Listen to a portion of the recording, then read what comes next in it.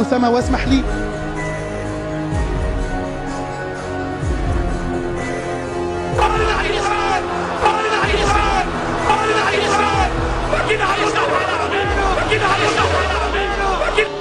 يعني الناس تستخدم هذا الشارع، وإلى الآن هم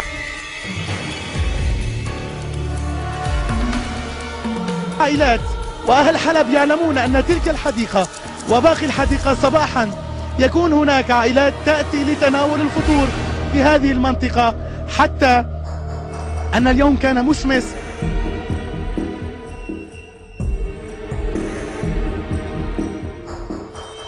والجميع توجه منذ الصباح. أكيد مرة أخرى هذه طبعا أشلاء تصل الآن من المبنى.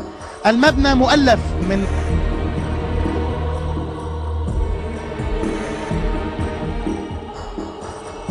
خمسة طوابق، وطبعا هذه الطوابق الآن سترونها بالصورة بالتفصيل أكثر.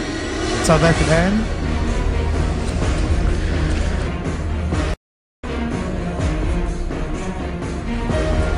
من المدنيين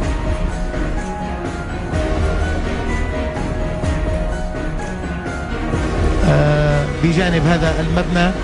على كل